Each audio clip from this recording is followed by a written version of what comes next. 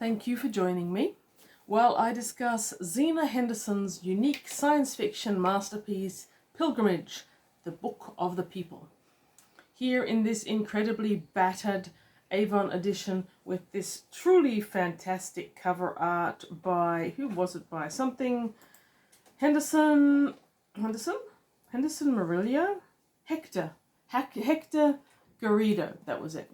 Okay, the cover art is fabulous. It shows every evidence of having been an oil painting. It's got that richness to it. Incredibly good detail in the front. And you've got that image that so accurately reflects the overall pastoral element of this book, as well as the science fiction, because you've got that spaceship in the background. So Zenna Henderson is an interesting, or was an interesting author, is an interesting author, was an interesting author, was. She died in 1983, of which I had personally never heard, and I haven't heard too many people talking about her on the internet, on Goodreads, or indeed anywhere else. She does sound like she was incredibly influential. I just hadn't encountered her until a while back over at the local community book swap. I found several of her books. This was one of them. And I ignored them for a long time because I'd never heard of the author. They were clearly science fiction. Most of them looked like short stories. I've got too many already. They're all up there and I haven't read most of them. And they were, almost without exception, in truly appalling condition. However, someone else on the booktubes did mention Zenna Henderson, and I ended up picking them up as much because the books were beautiful, and I may never have read them if it hadn't been for my wonderful viewers. Thank you very much to everyone who goes and watches my ABC reading challenge, where I go through authors through the ABC, and who voted in the most recent one, which was for an author beginning with H, and Pilgrimage won by popular acclaim. It was way ahead of all the others. And I was a bit sad of that at the time because they included a Helderman that I was quite keen to read, Harrison, and a Heinlein. So anyway, Pilgrimage.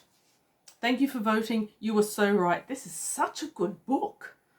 Why aren't more people talking about it? Or are they and I just never listened? I don't know. It was a really good book, aside from the beautiful cover.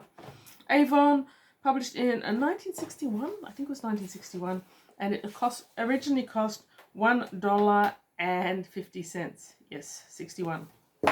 Zenna Henderson was born in 1917 in Arizona, and she worked her whole life as a teacher, which is really reflected by many of the stories in Pilgrimage, because no matter what anyone claims, this is basically a fix-up novel. It's a whole heap of stories with a single framing device, which is a non-people person that just popped out of nowhere, called Lee.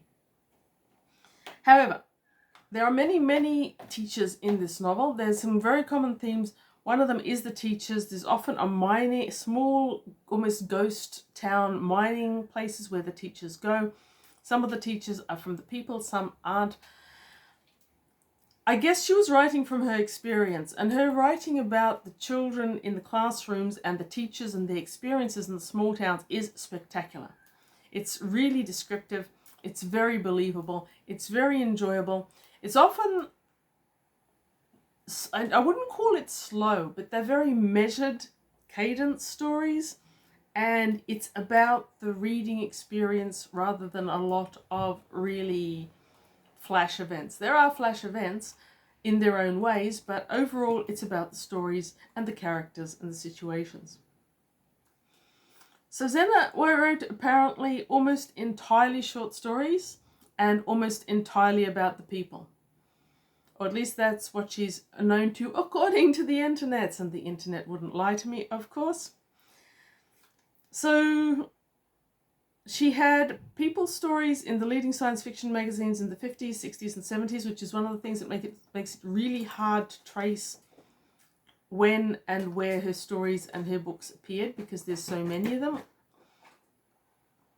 There is also the element that sets her aside is that she was writing fairly early on in the science fiction magazine movement in America, and she was writing under her real name. She didn't use pseudonyms, and she didn't use names that would obscure her gender. So a lot of women who were writing in that era either used pseudonyms that sounded as if they could be male, or they used initials like C.L. Moore, for example. A woman writing, James Tiptree Jr. is the classic in that. But Henderson only ever wrote under her own name, her own gender, and she sounds like she did quite well. There's a number of fairly famous, well-known authors who cite her work as influential. Small bit of trivia that I noticed while I was talking with someone the other day. Her books and stories about the people were the basis for the movie The People, 1972, starring William Shatner. I've never seen it, but if you have, tell me about it. I don't have high hopes from anything except Star Trek that starred William Shatner, but maybe I'm wrong. Maybe the movie was great. Let me know. The novel is great. So we start with our framing device, though you don't realize it at the time, of course. We've got a character called Lee, and she is deeply, deeply depressed. She's basically walked away from her life. She's bought a bus ticket that'll take her as far as her money will take her, and she then gets off the bus knowing nothing about where she is. We later find out the place she is called Coyote Canyon, and it's linked to the people in that where they live is just out of town. She doesn't know that. We don't know that.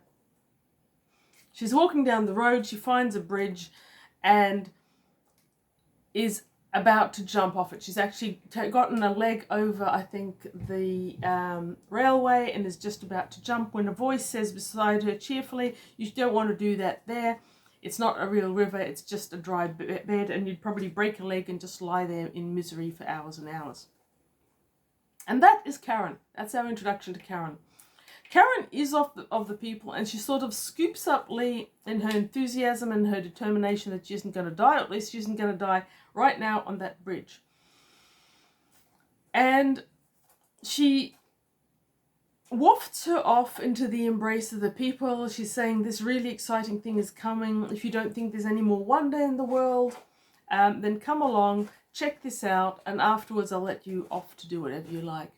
It's quite clear to us, the readers, right from the get-go that Karen is using telepathy on Lee and does know her thoughts from inside, and later on she's adjusting them. So that's our framing device, this really depressed woman called Lee, who's swept up into whatever's happening with the people. Now what we find out is what the people are doing. They're making a recording of all their memories so that there can be two, one for those who are going and one for those who are staying. That isn't explained until late in the novel, and I am going to spoiler this one significantly because it's a framing device, and who really cares about a framing device? The individual stories are what matters, in my personal opinion. So Leah's there with Karen, and she's listening to people tell their stories. And the themes have a lot in common. Like I said, there's the teaching theme. And the first story is told by Valence Carmody or about Valence Carmody. And that gives us an about Valence Carmody. I don't think she tells it herself. This gives us to the introduction to the main settlement of the people on Earth. They live in a place called, it's not Coyote Canyon, the Canyon? A canyon, just outside Coyote Canyon, or something like that. It's a remote part of a desert, probably Arizona. She was from Arizona.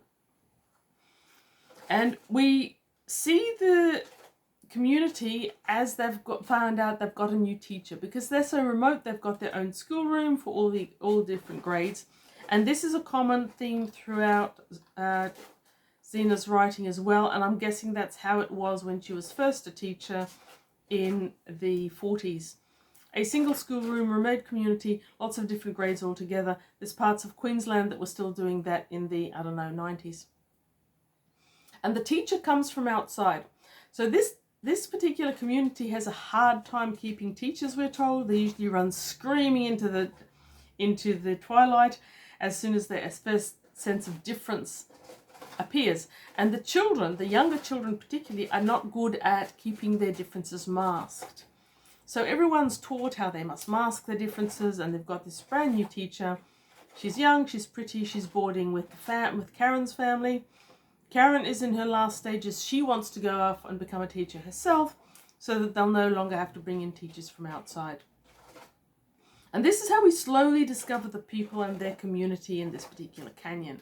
And it's really good because Zenna Henderson could really write children and really write a schoolroom type experience, so it feels incredibly vivid and incredibly real.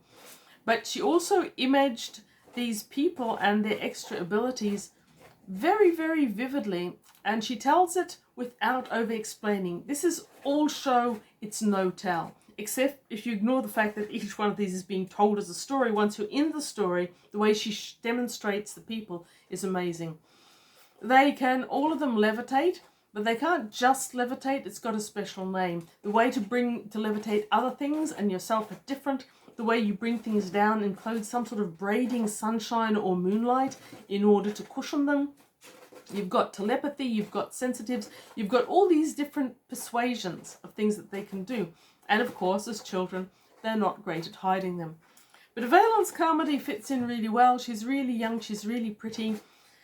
The agency that apparently in the 40s, I'm going to guess, distributed teachers to all these remote communities had her as a last choice. They said, I suppose there's always Miss Carmody. She hasn't heard about you yet. Maybe she'd be willing to go. And she is. And she fits right in. And she's doing really well.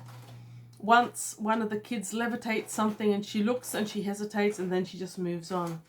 And there's a couple of Easter eggs in the story about how Karen walks in on her one day when she's hanging up things, and she asks Karen to go and get the ladder, and Karen vaguely wonders, oh, how did she hang that if she didn't have the ladder? So the hints are all there, and it turns out that Valence Carmody is indeed one of the people, but she's been estranged.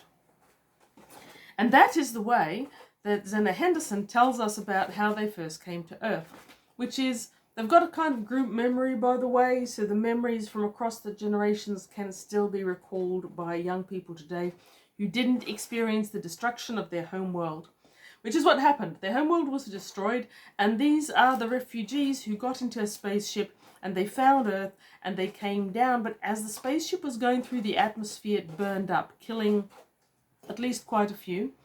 And the people in the canyon were in one particular lifeboat which crashed. There were other lifeboats as well, and that comes in later. So this small community has only one road going to it, and the road is so deeply rutted and ruined that there's not too many people who actually make it to this community unless they're driving. The people themselves don't bother. They just lift the vehicle, if they're all alone, and drive it above the ruts. How wonderful is that? Half of remote Australia is just licking their chops at the idea of being able to levitate their vehicle above the surface and drive. Anyhow, so you've got all this good stuff, and in this story as well we learn that the space shuttle that wrecked had a very common metal on their home world, but it's rare here. So they subsist themselves on mining that metal, but then they have to go through this complicated process to send it out of the country in order to ship it back in, because everyone knows that that type of metal can't be found in this part of the world. There's really good setups. Now apparently Zenna Henderson also taught at one stage in a small mining town that was going on a ghost town. So all of these things are essentially from her experience, except we would assume the alien, the people. But who knows? Everything else seems real. Maybe the people are too. If so, they're really nice people, is all I can say. So after this, Lee goes running away with Karen, and she's depressed as anything. And then we come in, we get other stories. We get another one where it starts with a young boy called Peter who's different, and he knows he's different. He gets this difference from his mother, but not from his father. And when his younger sister Bethy is born, everything goes really pear-shaped. Are we thinking of John Wyndham here? I certainly was. Bethy is too young to be able to be taught to mask her reactions, but she's a sensitive and she feels any pain around her. So the family goes a bit weird. Their father is a normal human, their mother isn't. And so these are half castes, but they have inherited their abilities from their mother, including their ability to remember the home and other things. And they eventually find their way to the canyon and to the people as well. So, as well as the constant themes of teachers, we've got that constant theme of people finding your home, finding your own people, finding your way to be you. And that is incredibly heartwarming. While there is conflict almost inevitably in each of these stories, or lost, there is always that heartwarming moment where someone comes into the clan and finds their people. And I'm not going to lie, a couple of times I teared up over this. It is incredibly cozy if you like those finding your people type stories, and they are very common in fantasy. I'd say less common in science fiction. So this book is really quite unique in the level of wholesomeness overall. There's some bad things, but overall wholesome. Then we've got another story, again with a teacher. This one's called Melody. And she too is somewhat depressed. Again, oh yes. The themes of depression, difference, coping with difference, and coping with depression are endemic in this book to an extent that is really, I think, surprising for the 50s or 60s. Depression and disability are two things that were not very heavily written about, at least in the fantasy and science fiction that I've read, in this context. Some of the best descriptions of depression from the inside, I think, are in our framing device, Lee, and in a couple of the characters throughout, including Melody. I have seen some people remark that while she wrote depression very well, the get over it already attitude towards depression is a bit jarring for some people who are reading it for that reason. So bear that in mind.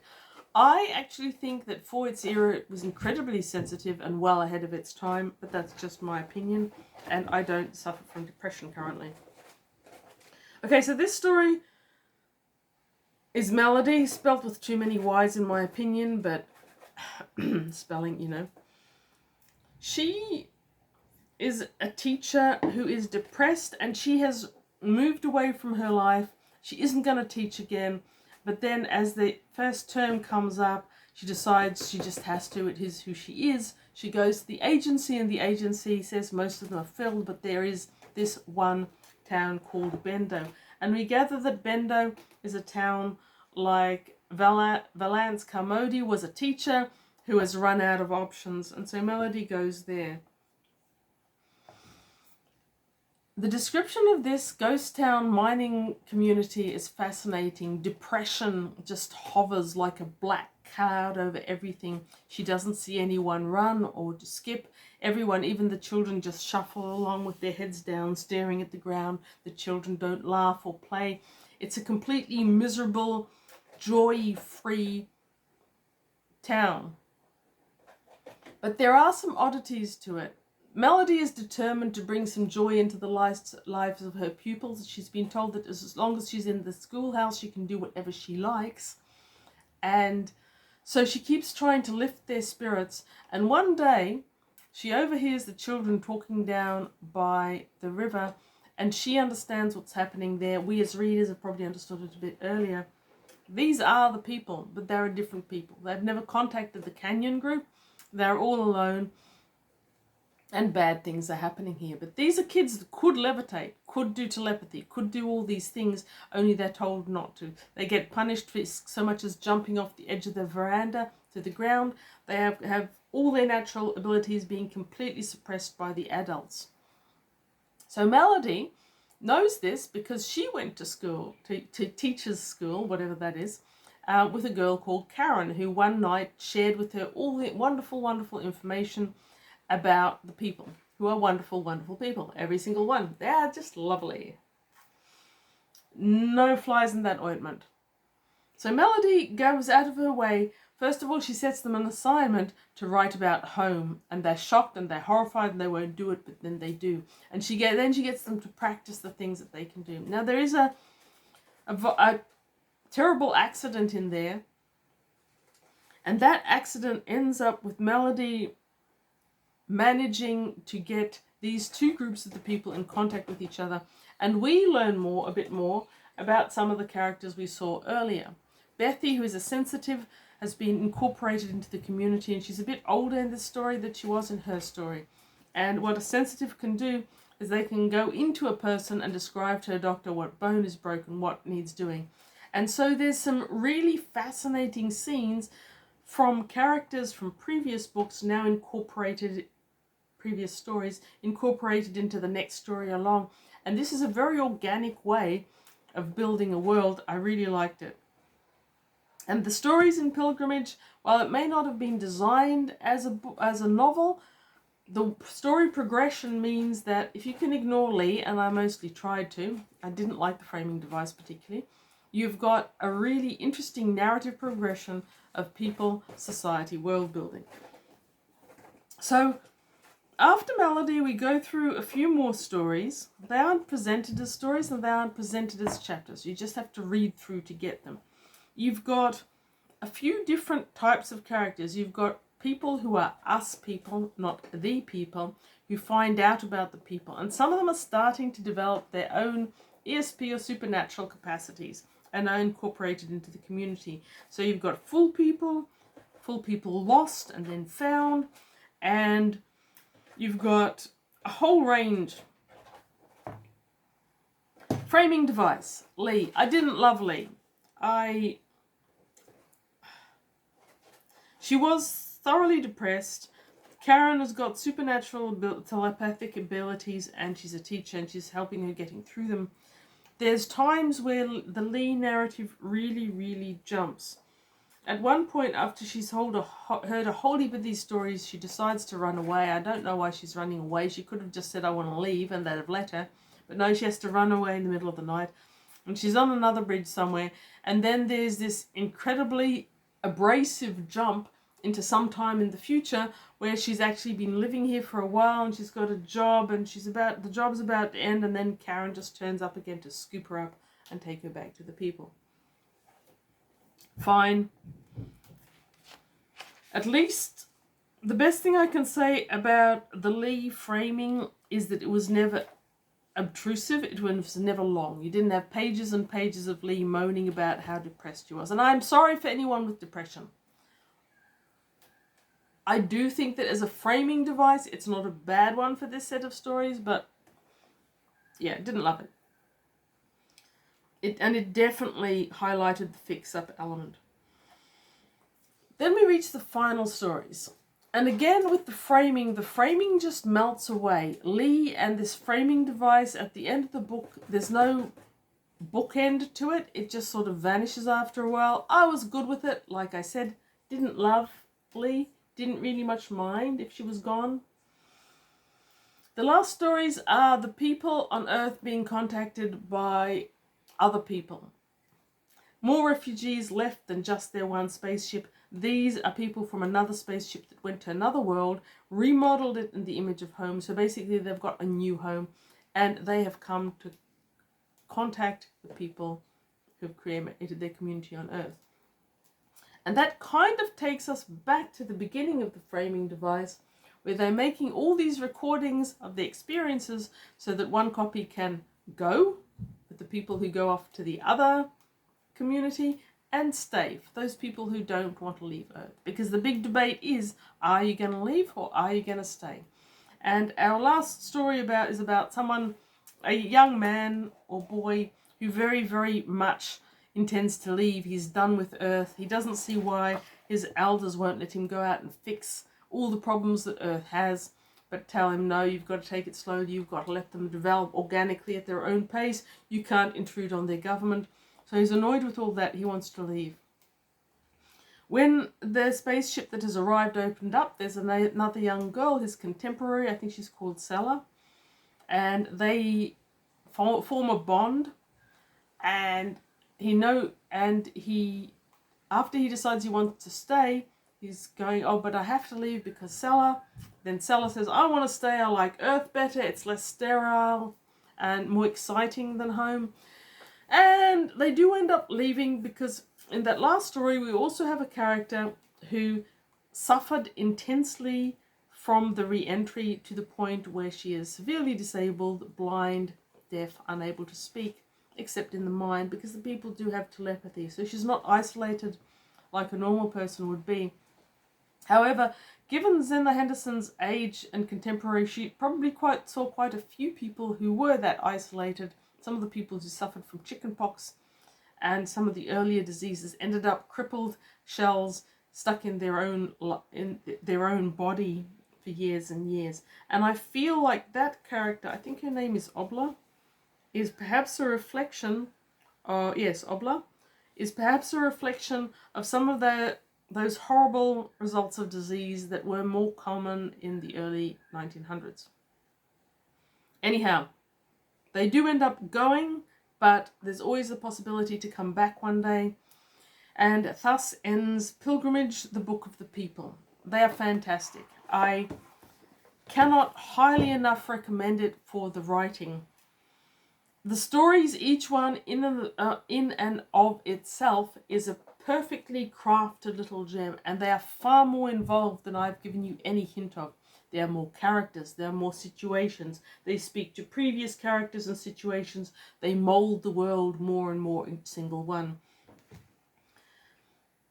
Reading this makes me realize how few children really exist in science fiction and fantasy. In the old school ones that I read, you'll have a child, but especially in, say, Heinlein books, the child is more like a young adult or an adult who just happens to be young. These are children who think and behave like children, and some of them make for some fantastic characters.